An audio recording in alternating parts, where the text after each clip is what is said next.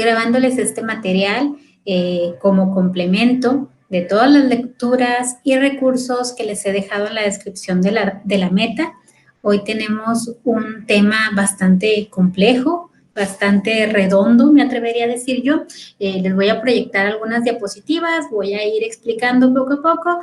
Como les decía, este es un material complementario que intenta conjuntar todos los temas, pero van a encontrar recursos bien específicos dentro de las descripciones, ¿correcto?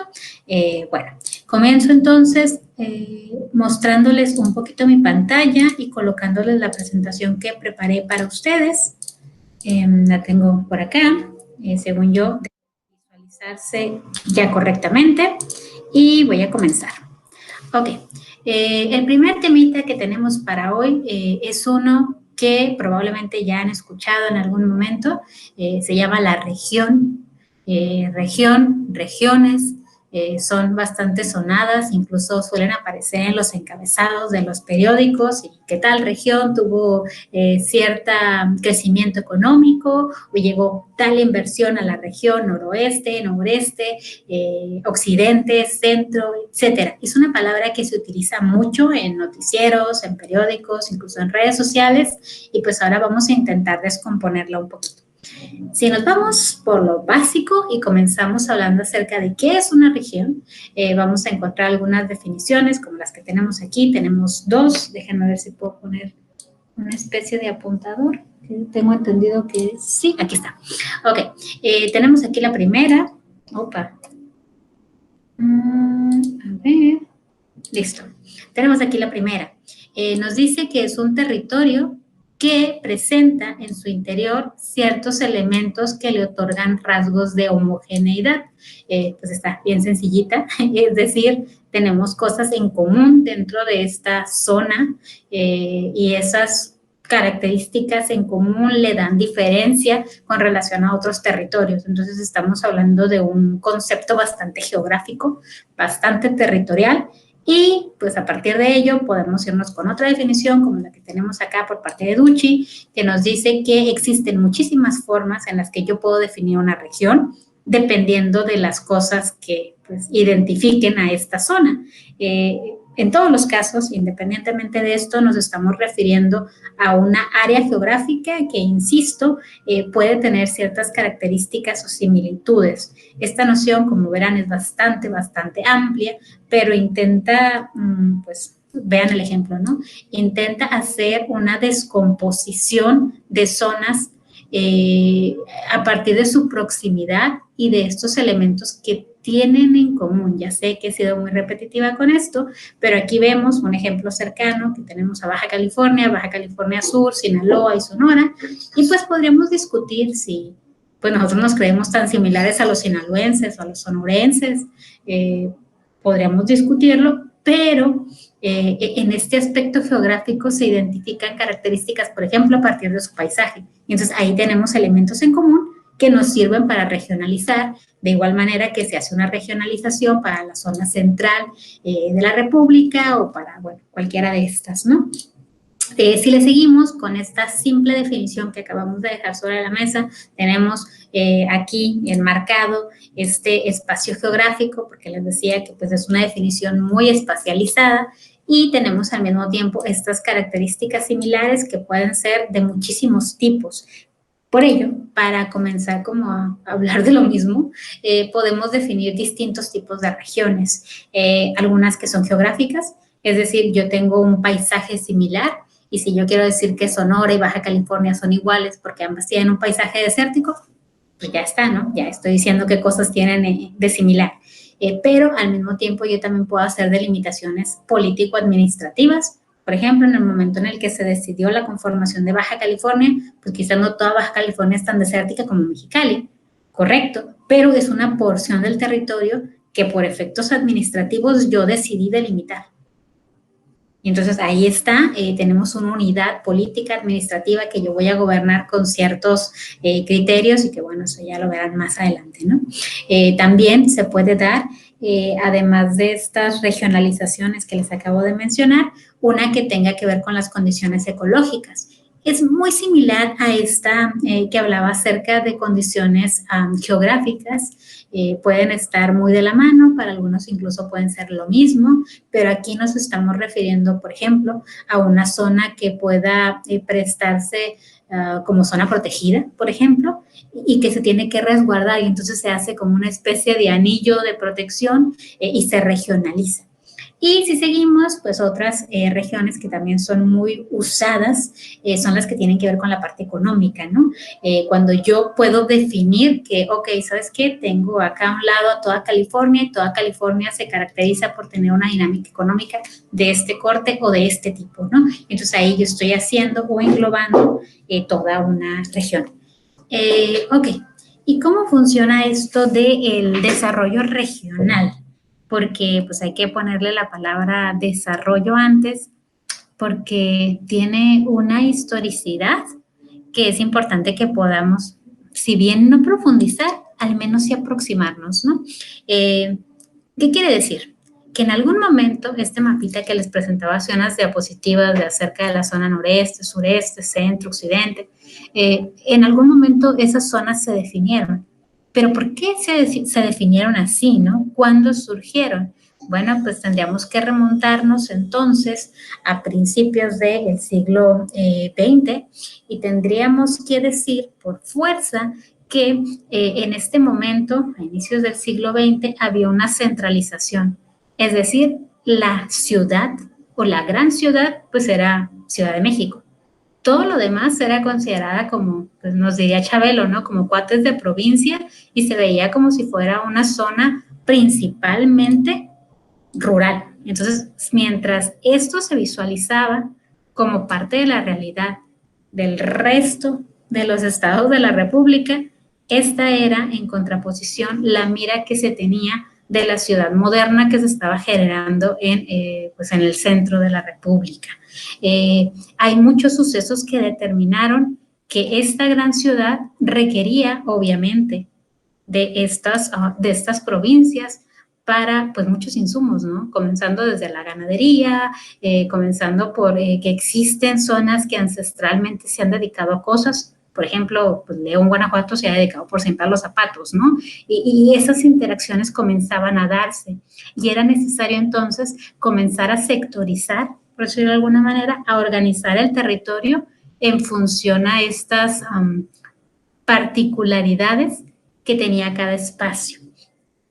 En este sentido, yo les dejé en la meta un video del doctor Juan Manuel Durán. Él habla acerca de cómo surgen las regiones y pues obviamente habla mucho mejor que yo y les va a explicar de dónde surge, cómo surge, producto de qué dinámicas. Les pido que por ahí lo consulten. Pueden adelantarse como el minuto 6:14 aprox.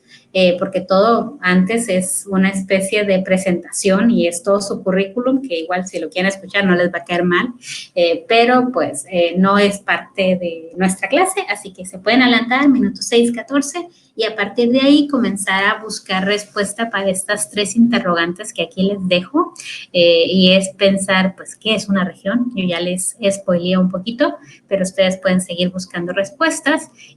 Después pueden preguntarse, ok, ¿en qué disciplinas se utiliza este concepto? Yo también ya por ahí les doy una pista, pero es importante que escuchen al doctor y que puedan saber por qué, ¿no? Por qué esas disciplinas les encanta hablar acerca de regiones. Y después pensar un poquito en este encuadre que yo les decía, bueno, siglo XX, pero no les dije en qué año, pensar en qué momento se da esta regionalización. Y pues aquí tenemos más respuestas para los que estén poniendo atención, que nos dice que es justamente en la década de 1950 que comienza esta influencia internacional que México adopta. Ya saben que a México le fascina bajar propuestas internacionales y comienza a darse cuenta de que hay una economía regional, es decir, que hay mucha riqueza en lo ancho de toda la República y que no tenemos que concentrarnos en un único centro o una única realidad, sino que hay que comenzar a trazar interacciones entre estos espacios para poder fortalecer la economía, ¿no? Esto pues trae por ahí un sesgo estructuralista que comienza pues a dividir un poco los sectores de la economía, van a encontrar textos y aparte del video en el que se explica mucho cómo se da todo esto y cómo son los primeros pasos, al menos en el contexto mexicano, para comenzar a organizar el territorio, para comenzar a planear la ciudad, para comenzar a diseñarla. ¿Por qué? Porque si les estamos dando potencial y estamos generando estos pequeños polos de desarrollo en otros espacios que no es únicamente Ciudad de México, significa que yo tengo que comenzar a urbanizar, es decir, a hacer edificios, a hacer infraestructura, a conectar carreteras, tengo que comenzar a hacer muchas acciones que, ojo, volvemos a lo que les recordaba en la clase anterior, va mucho más allá de la arquitectura. Estamos hablando de relaciones entre todo el entramado urbano y pues una expresión territorializada, es decir, manifestaciones y cambios dentro de esta conformación de nuestro territorio mexicano. Si seguimos por esta vía, vamos a entrar a otro tema. También hay referencias y material de consulta acerca de esto, que se llama sistemas de ciudades o sistemas urbanos. Algunos de ustedes ya habían estado hablando acerca de esto desde el primer foro, lo cual me pareció muy asombroso, ¿no? Pero no sé si todos lo tengan igual de claro, así que aquí me voy a detener. Un sistema de ciudad o un sistema urbano es como si estuviéramos viendo una constelación de relaciones y de interacciones, tal como se ve en este dibujito que ustedes pueden apreciar a un ladito, ¿no? Tenemos unas pequeñas, tenemos otras más grandes, se enlazan en un centro y, bueno, se comienzan a dar distintas, como lo decía, conexiones, relaciones, interacciones. Ok, ¿cómo se trazan estas conexiones? Frecuentemente a partir de algo que lo tengo ya marcado, pero lo vuelvo a marcar y lo marco 3 veces porque va a ser muy importante, que son las funciones. Dependiendo de las actividades, de las dinámicas que se desempeñan en cada ciudad, estas ciudades van a tomar un protagonismo a escala nacional, a escala regional y en algunos casos a escala transnacional, ¿no? Entonces, tenemos aquí que existe a partir de estas funciones, y aquí lo voy a trazar, una jerarquía. Hay ciudades que se convierten en más importantes o más icónicas porque las funciones que en ellas se desempeñan no se pueden desempeñar en ningún otro lugar.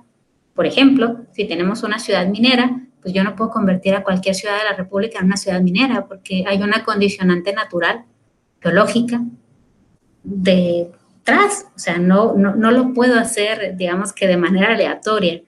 Y por eso esas ciudades cobran cierto protagonismo y obviamente tienen cierto desarrollo en concordancia con toda esta riqueza que pueden llegar a tener, ¿no? Seguimos entonces hablando acerca de estos sistemas de ciudades y encontraríamos una caracterización en 3.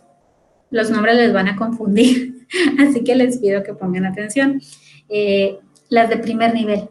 Cuando uno escucha ciudad de primer nivel, pensaría, curiosamente, que una ciudad de primer nivel es como una ciudad súper top, genial, gigantesca. Aquí, el primer nivel se refiere como si estuviéramos hablando de escalafón, el primer tipo de ciudad. ¿Cómo es una ciudad de primer nivel? Pues es una ciudad pequeña, que tiene comercios, que tiene ciertos productos agrícolas, que los distribuye como a las afueras de esa ciudad. A veces puede llegar a ser una sede de gobierno, o sea, puede tener como su cabecera, puede ser, no sé, por ejemplo, pienso en Mexicali hace algunos años, y son ciudades, pues como les decía, relativamente pequeñitas, que sí tienen servicios, que sí tienen administración, que sí tienen instituciones dedicadas a la educación, frecuentemente no únicamente para las personas que ahí viven, sino también para otras personas. Insisto, yo aquí recordaría mucho el caso de Mexicali, ¿no? Porque me acuerdo que cuando yo iba a la escuela, yo tenía muchos compañeros foráneos y venían del Valle, o lo que allá se denomina como el Valle, ¿no? Entonces, esas personas llegaban a Mexicali a tener educación, pero Mexicali pues era considerada una ciudad muy pequeñita, ¿no? Yo de esto les estoy hablando hace 20 años, ahorita ya la condición cambió. Pero en aquel momento estaremos hablando de una ciudad de primer nivel, como la primera en el escalafón.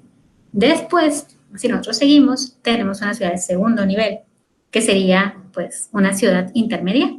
Es de un tamaño pues, más o menos. Se prestan los mismos servicios que en el anterior, es decir, comerciales, administrativos, educacionales, pero aquí tenemos una oferta más especializada que digamos que comienza a influir de manera más abierta, comienza a tener mayor impacto.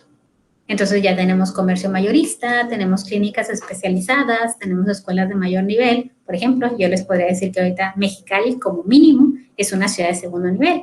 ¿Por qué? Porque tiene, por ejemplo, un sector médico tan especializado que vienen personas de otros lugares del mundo, frecuentemente de Estados Unidos, por estos servicios. Y también habrá que tener en cuenta que hay tanta especialización que, por ejemplo, también vienen también vienen personas de otros lugares o de otros estados de la República a estudiar una maestría, un doctorado, porque ya tenemos cierto nivel de especialización. Y si nos vamos subiendo en este escalafón que les comentaba, tenemos las ciudades de tercer nivel. ¿Qué es una ciudad de tercer nivel? Bueno, pues es una ciudad grandota. Digo, si lo queremos resumir, sería eso, una ciudad muy, muy grande, que obviamente está mucho más especializada, que obviamente tiene una influencia que no únicamente absorbe a lo que está cerca, sino que a veces pues se cruza todo un océano para llegar a ellas. Aquí estamos hablando de las ciudades grandes, núcleos urbanos potentes que hacen que la gente migre de un lugar a otro porque tienen toda esa fuerza magnética, por decirlo de alguna manera. Entonces, esto sería una clasificación de este sistema urbano a partir de las funciones, recuerdan que estábamos hablando de eso, estableciendo esta jerarquía de qué ciudad pues, es más grande y tiene más dominio y más influencia, lo cual es, pues, como verán, bastante pues, fácil de comprender. La verdad es que estamos ante un tema muy sencillo. Pero, ¿qué es lo importante? Y sobre todo como arquitectos, ¿no? ¿Qué es lo importante tener en mente o tener en la mira? Una cosa que a veces nos perdemos o no alcanzamos a entrever es que la ciudad no es un ente aislado. Un edificio no es un ente aislado. En ocasiones nos cuesta salir de esta escala arquitectónica y comenzar a pensar en la ciudad en todo su conjunto. Y mucho más nos cuesta comenzar a darnos cuenta de que estas ciudades tienen pues muchas relaciones y en ocasiones las relaciones entre las ciudades son un poquito turbias, ¿no? Y no nos gustan porque implican conocimiento de economía, porque implican conocimiento de política y son temas duros, ¿no? Que uno a veces no se atreve a opinar porque dices, bueno, es que eso es muy, muy elevado, ¿no? Me da miedo regarla, me da miedo decir algo que no está bien, pero sin lugar a dudas, estas distribuciones son las que determinan en gran parte nuestra vida, ¿no? Les dejé un video súper interesante acerca de eso, de cómo se condiciona nuestro nacimiento en algún lugar, condiciona gran parte de nuestra vida, ¿no? Y es una reflexión súper interesante que espero podamos retomar cuando estemos todos juntos de nuevo en el curso. Pero bueno, siguiendo por aquí, yo los invitaría a rescatar algunas cosas que ya mencioné, que ya recalqué, pero que igual ya saben que soy bien necia y voy a seguir obstinada hablando acerca de ellas. Entonces, Mendoza nos dice que en estas relaciones que se dan entre las ciudades o en esta red compleja de elementos, pues hay que tener siempre bien presentes las funciones que desarrolla cada ciudad y la jerarquía que esta ciudad tiene, la cual va a estar muy mediada por el número de habitantes que tengamos. Por ejemplo, si ustedes son de Tijuana, de Tecate, de Mexicali, de Rosarito, ahora podrán pensar, ok, ¿cuáles son las funciones que se llevan a cabo en mi ciudad? ¿Son este tipo de funciones? ¿Son otro tipo de funciones? ¿Cuál es la jerarquía o cuál es el impacto? Incluso cuál es el número de habitantes que tiene mi ciudad. Entonces, eso es lo que tenemos que comenzar a pensar para que este conocimiento teórico que les estoy mencionando se convierta en conocimiento operativo, ¿no? Y esa es parte de la tarea, es parte del reto. Entonces, les dejo aquí otra lámina en la que podemos ver el tamaño de las ciudades pensando en esta cantidad de habitantes. Y aquí tenemos, por ejemplo, Tijuana, que se ve como un punto grandote. Creo que Tecate ni lo aparecieron, pero tenemos aquí cómo a partir de los rangos de población, ay Dios, perdónenme, subrayado horrible, pero bueno, aquí tenemos cómo a partir de estos rangos de población se establece esta influencia de estas jerarquías y nos dice si nos encontramos ante una metrópolis, como por ejemplo, o bueno, en lo que yo me quedé, tenemos en México identificadas 3 grandes metrópolis, que sería Guadalajara, Monterrey y Ciudad de México. Por ahí algunos dicen que también el Estado de México y algunos que Querétaro. Esas andan en discusión acerca de si son metrópolis o todavía no. Algunos dicen que Tijuana es una metrópoli porque le suman, hacen una región que es Tijuana, Tecate, California, y lo pegan todo y dicen es que eso es una metrópolis. Bueno, esas son discusiones que pues ya les tocará por ahí comenzar a sondear, pero a lo que voy es que hay que darnos cuenta de que estas ciudades se encuentran inmersas dentro de esta lógica y dentro de este sistema más amplio que las conforma.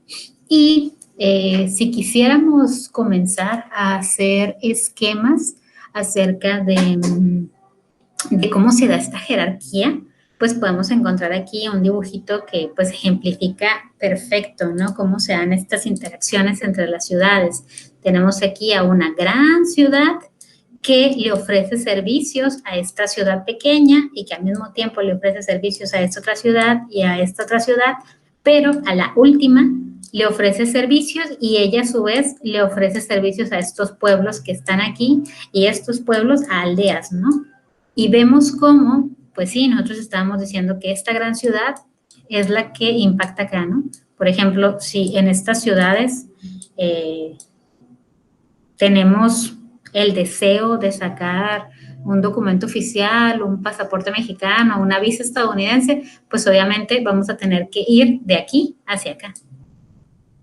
Sin embargo, esta ciudad también va a requerir pues la conexión inversa, es decir, también va a requerir que lo que se da aquí pueda nutrir a la ciudad. O, por ejemplo, incluso podemos pensar en los pueblos, ¿no? O sea, podría parecer que los pueblos son insignificantes ante el tamaño de esta gran metrópoli, pero si no fuera por estos pueblos, ¿cómo esto se abastecería de alimentos?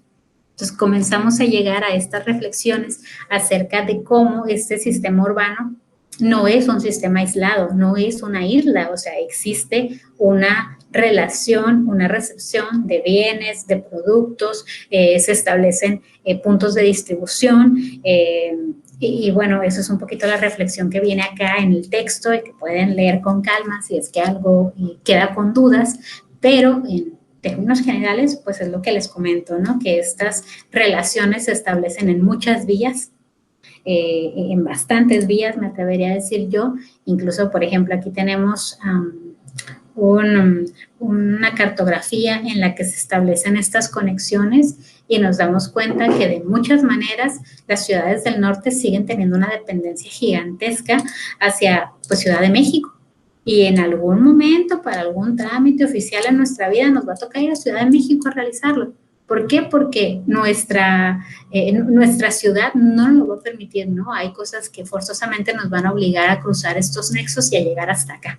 O al menos llegar a alguna de esas grandes metrópolis que yo les decía, ¿no? Entonces vemos cómo se comienza a equilibrar y a conformar este entramado de redes y cómo se dan estas relaciones que pueden ser muy distintas, ¿no?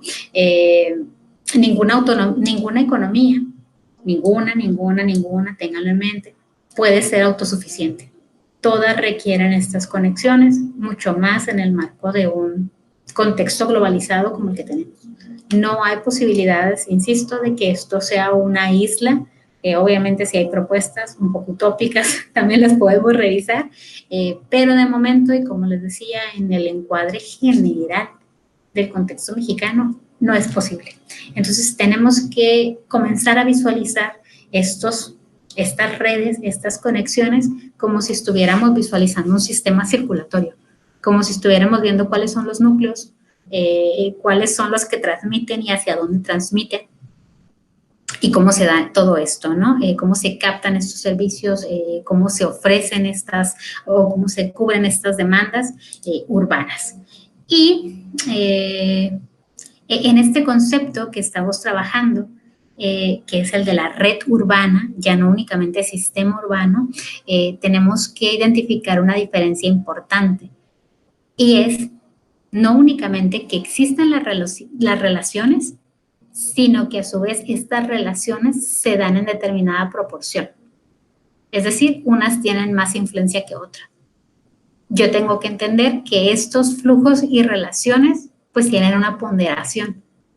Y si lo visualizan aquí en la imagen que tenemos, nos dice que hay ciudades, esta de aquí, esta de aquí, esta de acá, que son las que comienzan a alimentar a estas, que como ya veíamos más hacia una diapositiva, pues tienen núcleos más pequeños, ¿no? Pero existen estas conexiones, y estas conexiones, si se fijan en esta imagen, que es muy esquemática, ¿no? Pero también bastante clara, tenemos líneas que son continuas y también tenemos líneas punteadas. Entonces significa que de repente hay influencias, pero no son tan marcadas o no son tan directas. Y eso es lo que hay que tener en mente cuando estamos hablando de cómo un sistema urbano se articula en una red urbana. ¿Va? Ok. Si no es claro, no se preocupen. Insisto que les dejé mucho material para que lo puedan clarificar. No es la idea, pero adelante, no duden en utilizarlo. Y si le seguimos por aquí, teóricamente, insisto, teóricamente podemos encontrar distintos tipos de redes. Ahí tienen los dibujos, el dibujo viene seguido de una explicación, creo que no puede ser más fácil. Tenemos una red concentrada que implica que tenemos un núcleo y ese núcleo, como lo pueden ver en la imagen, tiene esta diversificación como en todos los ejemplos que hemos estado viendo hasta el momento, ¿no? Esta sería, pues, una red por excelencia. Nos dice aquí que está concentrada en una ciudad capital de un país y, pues, es la que ayuda o da la apertura a todas las vías de desarrollo. Sin embargo, pues, la realidad es bien diversa y casi siempre contradice a la teoría, ¿no? Y entonces tenemos otro tipo de redes más complejas, por supuesto. Tenemos la red lineal, por ejemplo, y aquí tenemos, por ejemplo, por una condición topográfica, hidrológica, si tenemos un río, si tenemos una montaña, si tenemos un muro fronterizo incluso, nos vamos a dar cuenta de que se comienza a dar una distribución en el territorio, pues de manera lineal. Y aquí tenemos el ejemplo que nos proporcionaban las compañeras en la clase pasada al hablar acerca de Egipto y vemos cómo pues, el río Nilo es el que comienza a articular todo y obviamente no se parece a esto que era la composición que estuvimos repasando hace unas láminas, ¿no? Pero obviamente pues no son las únicas, insisto, la realidad casi siempre supera la teoría, de hecho pues, la teoría se inspira en la realidad. Entonces tenemos otras, como por ejemplo la red dendrítica, y esta nos dice que hay algunas zonas que por sus propias características volvemos a lo mismo. Aquí es donde pega el punto de región, ¿no? Porque estos sistemas y redes urbanas se dan a partir de estas características espaciales, naturales, transformadas por el hombre, no importa, pero si aquí tenemos un puerto y a este puerto pues llega toda la producción desde el otro lado del mundo o del otro lado del charco, pues obviamente se van a concentrar aquí y se van a concentrar acá. Y entonces, insisto, poco tiene que ver con este esquema, porque aquí tenemos policentros, multicentros, como gusten llamarlos, y estos multicentros son los que comienzan a establecer todas las conexiones entre la ciudad. También podemos ver otros esquemas de red urbana, por ejemplo este que tenemos acá, que es una red radiocéntrica, y que nos dice que, ok, sí, ¿sabes qué? Este esquema que teníamos acá al principio, ustedes perdonen el rayadero, es correcto, pero pues también es más complejo, ¿no? Porque hay otras ciudades que gravitan y que comienzan a cobrar cierta importancia, se convierten en protagónicas y pues comienzan también a alimentar otras ciudades. Entonces aquí tenemos una creación de diferentes radios. Esta concretamente es el territorio español, que así se establece y por ello no les sorprenderá que en España, cuando nos hablan acerca de distintos lugares, pues todos nos suenen tan icónicos, ¿no? Madrid, Barcelona, y podemos seguir, ¿no? Bien, entonces, si le seguimos, hay creo que dos observaciones que tenemos que hacer antes de intentar siquiera dar por cerrado esto, ¿no? La primera de ellas es que cuanto más grande sea la ciudad, digo, que tenga un mayor número de habitantes, más numerosos son los servicios. que ofrece. ¿Por qué? Porque pues tienen esta demanda y por lo tanto su poder de atracción y su influencia van a ser mayores.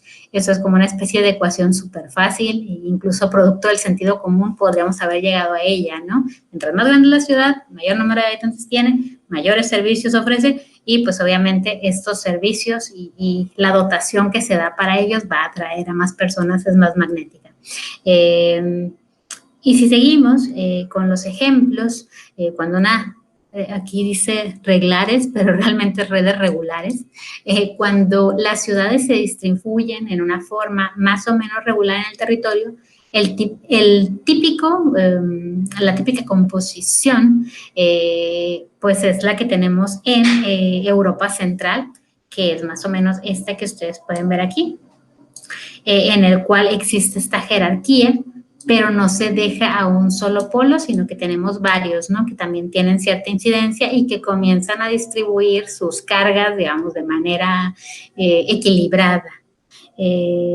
Pero pues esto es lo ideal, no va a coincidir del todo con nuestro territorio, insisto, este es el ejercicio que a ustedes les toca comenzar a reflexionar como parte de la meta de la siguiente semana, ver cómo se dan estas relaciones, ¿no? Qué tan jerárquicas, simétricas, magnéticas, etcétera, son. Si seguimos así, pensando en cómo se dan estas relaciones, interacciones entre las ciudades, vamos a llegar al punto que ya hemos abordado en varias ocasiones, pero seguimos necios en él, acerca de las funciones, acerca de los elementos económicos, acerca de la cantidad demográfica de personas. Y entonces vamos a identificar que en ocasiones tenemos flujos unidireccionales, es decir, van en una sola dirección, implican que alguien depende de alguien más, o recíprocos.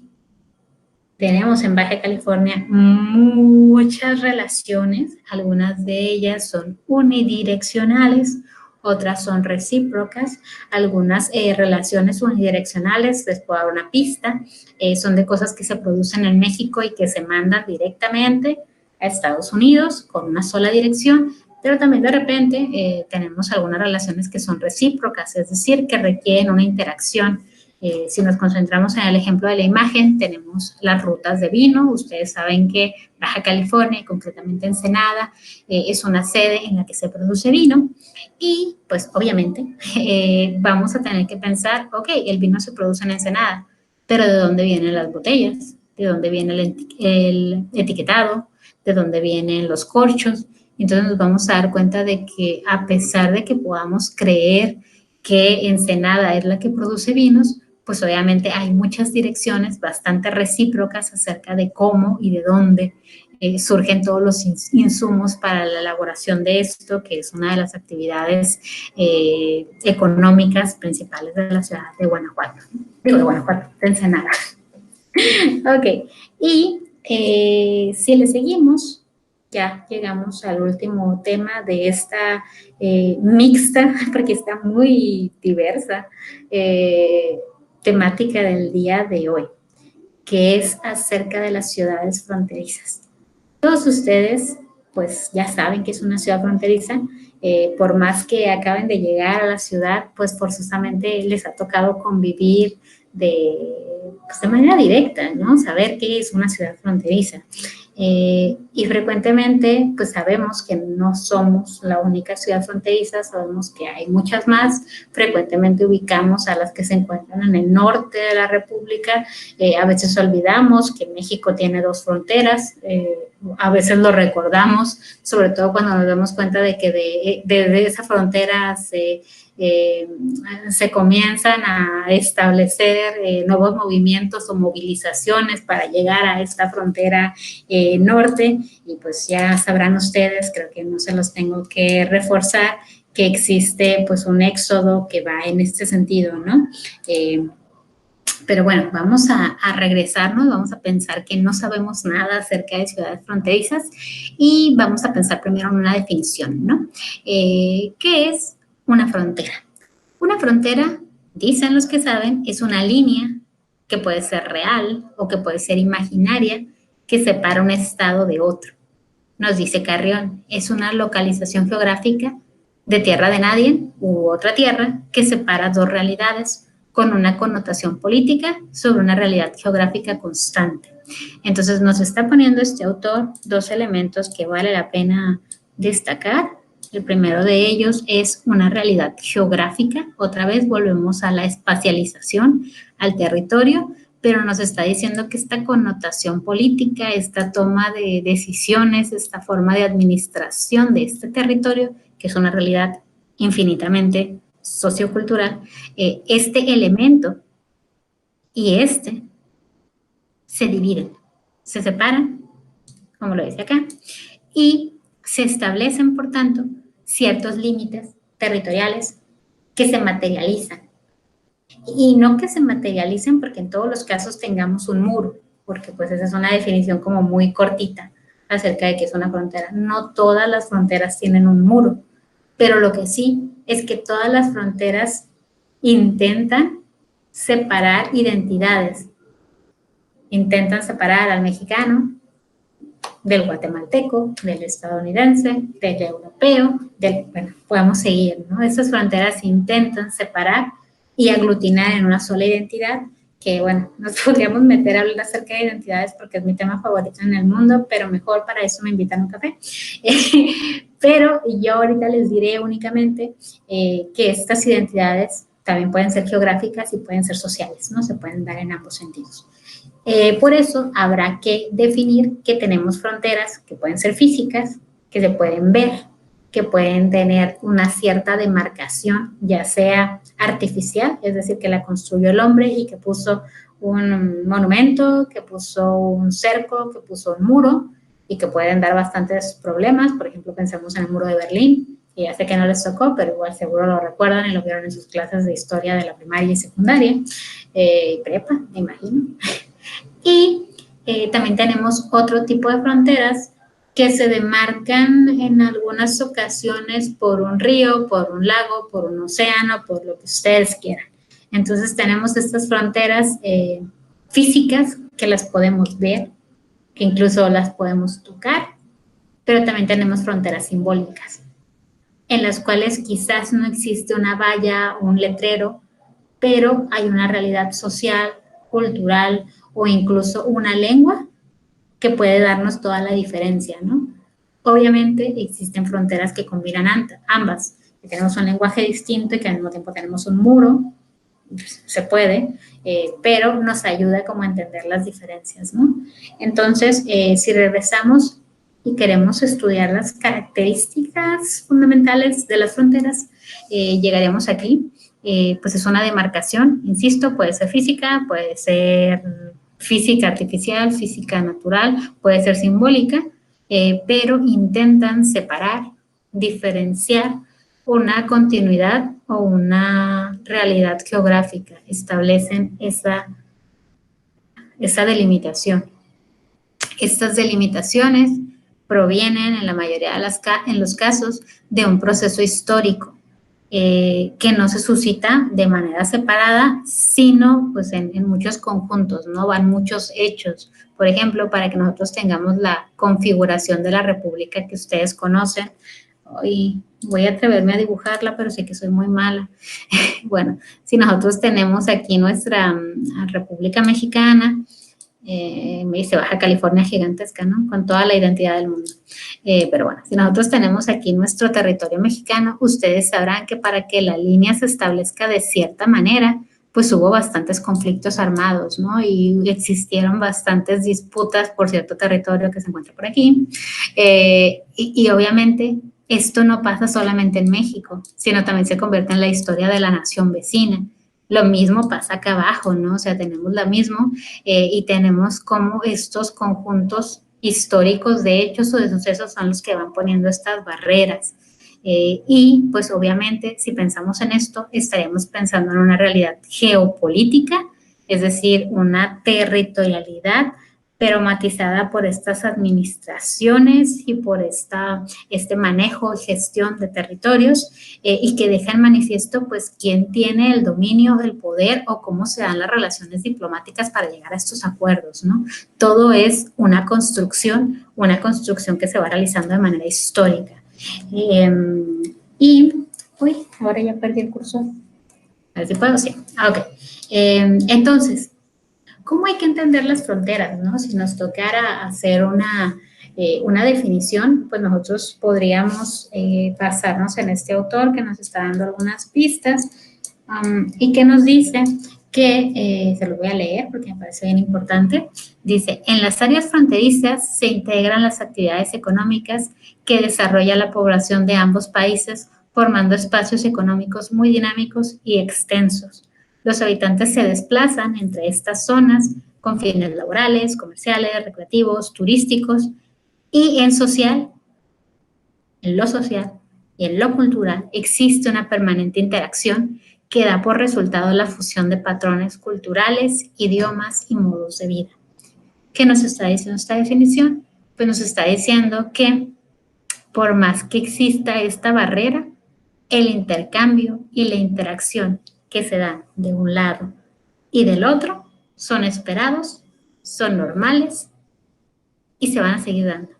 Se van a mezclar entonces los elementos recreativos, turísticos, sociales, culturales, comerciales, todo se va a entremezclar. Por ello es que no podemos hacer definiciones de fronteras tan categóricas o tan cerradas, porque las fronteras siempre están cambiando. Si bien no están cambiando y no es que, por ejemplo, Estados Unidos nos vaya a regalar parte de su territorio, no creo que eso pase. Lo que sí pasa es que la dinámica y la interacción que se da entre un país y otro sí sigue en constante cambio, ¿no? Nos damos cuenta, por ejemplo, con el asunto de la pandemia, cómo se está redibujando la frontera, cómo se están estableciendo prohibiciones de paso a partir de ello y cómo la interacción cultural se está dando de manera distinta, ¿no? Incluso cómo se problematiza y por qué no se permite pasar a los mexicanos, ¿no? Que no tengan una finalidad esencial dentro del territorio estadounidense. Pero bueno, insisto, de esto ustedes ya saben, yo únicamente estoy tratando de colocar ejemplos y ante estos ejemplos, pues, si buscan en YouTube, van a encontrar las fronteras más raras del mundo, las fronteras más inesperadas, 10 fronteras que tienes que conocer antes de morir. Y bueno, si hacemos este ejercicio, ¿no? Y que yo aquí les recopilé algunas imágenes, vamos a encontrar que hay fronteras de todos tipos y sabores. Tenemos fronteras que pueden estar demarcadas únicamente por algo artístico, como en el caso aquí de los pececitos, que intentan dejar bien claro que hay una separación territorial, pero que pues es pues muy fraterna y hermana. Tenemos otras que han sido condicionadas, como les decía hace un ratito, ¿no? Por una barrera física, pero natural. Algunas otras que pues únicamente están vigiladas, pero pues no tenemos ningún muro. Realmente pues este es un cambio en el suelo y se acabó. Igual que en el caso de Estados Unidos y Canadá, ¿no? De hecho, aquí podemos analizar cuál es la diferencia entre la frontera de Estados Unidos con Canadá y la frontera de Estados Unidos con México. Y podemos darnos cuenta de que hay una división. Y esa división, pues, es un producto de un proceso histórico, como les decía hace rato. También tenemos barreras súper emblemáticas, como en el caso del muro de Berlín. Tenemos barreras que incluso están dentro, o fronteras que están incluso dentro de un mismo estado, como en el caso de Brasil, y la gran diferencia económica que existe entre una favela y pues la zona emblemática de Brasilia, ejemplo, y si le seguimos, pues hay otras fronteras, ¿no? Algunas, insisto, curiosas y que los que hacen videos de YouTube les van a decir que los tienen que conocer antes de morir. Por ejemplo, esta, que aquí tenemos un horario, que acá tenemos otro, y por ello dicen que si cruzaras por aquí nadando, pues tú viajarías en el tiempo. Yo mejor agarrar un avión de aquí para acá y igual viajas en el tiempo, ¿no? Tenemos otras que incluso dividen un edificio. De hecho, existen regulaciones que dicen que para determinar en qué país está el domicilio, depende del lugar en el que está la puerta de entrada. Entonces, tenemos cosas curiosas, una más que les doy para para el conjunto es esta, en la cual tenemos el cruce de 3 estados y aquí, de 3 naciones, perdón, y aquí tenemos una mesa que se colocó como un elemento simbólico para decir que estas fronteras pueden convivir y pueden fácilmente tomar los alimentos, tomar el té en sana convivencia. Digo, igualito que lo que veíamos acá arriba, ¿no? Bueno, creo que no. Y ya casi me estoy acercando a la zona final, ¿eh? No crean que voy a entretenerme mucho, únicamente quiero darles algunas definiciones que cuando hablamos acerca de temas de fronteras, pues tienen mucha pertinencia, ¿no? ¿Cuáles son? Aquí tenemos 2, son importantes. La primera de ellas es aquello que se denomina como enclave. Un enclave implica que hay una parte de un territorio que está total, completa y absolutamente rodeada, o sea, como pueden ver aquí, está rodeada por otra jurisdicción, por otro país, por otro estado, mientras que tenemos un exclave, que es una parte separada. De hecho, pues exclave creo que les va a resultar más clara esta noción porque es un poquito como en la que nos encontramos, ¿no? Tenemos una parte de un país, en este caso, toda la sección B, que está separada completamente de la parte A. Obviamente en esto de exclave se excluyen las islas, o sea, las islas no aplican como un exclave, únicamente cuando tenemos una porción de territorio completa que está separada de otra. Entonces aquí tenemos que B es exclave de A y A es exclave de B. Ok, y además de enclaves y, se fue el nombre, y exclaves, perdón, que se parecen mucho, tenemos semienclaves y semienclaves. Ellas son áreas que, a excepción de poseer un borde marino no rodeado, serían exclaves o enclaves. Es decir, aquí tenemos un territorio que se encuentra próximo a un borde marino, digamos, un océano o incluso podría ser un río. Tenemos como ejemplo a Gambia, que se encuentra casi completamente rodeada por Senegal, a excepción de una franja litoral con la que cuenta, y entonces esto lo convertiría en un semienclave o semiexclave según corresponda. También tenemos países completos que están enclavados, ¿no? Porque podría parecer que esto únicamente pasa para los estados. No es así. Tenemos países que se enclavan, por ejemplo, uno muy curioso y bastante conocido es la Ciudad del Vaticano. La Ciudad del Vaticano se encuentra completamente rodeada por la ciudad de Roma, Italia. Entonces aquí lo tenemos, no, esta no es la imagen, aquí tenemos a Lesoto, que también se encuentra completamente rodeada, en este caso por Sudáfrica. Y pues bueno, esto nos deja ver un poquito que la mayoría de los países en el mundo, pues todavía en 2017, que es el momento en el que se publicó esta imagen en Metrocoms, todavía existían bastantes disputas por cómo se establecía la configuración del territorio o por cómo se debían endurecer o flexibilizar las barreras. Y pues son disputas en algunos casos pues bastante sonadas, bastante conocidas, e insisto, estos temas que hemos estado viendo suelen ser temas que escuchamos en los noticieros, que vemos en los periódicos, que escuchamos en redes sociales, porque pues vienen precedidos por disputas y por en ocasiones lo que se ha estado escuchando mucho, ¿no? Acerca del nuevo orden mundial y de cómo se va, y quién se va a quedar con el dominio y con el control del mundo, y pues ya se dieron cuenta que en Introducción al Urbanismo podemos llegar a muchos temas de ese tipo, ¿no? Pero bueno, a grandes rasgos, básicamente esto es el contenido que quería comentar y compartir con ustedes. Yo espero que haya sido claro, que sea de utilidad.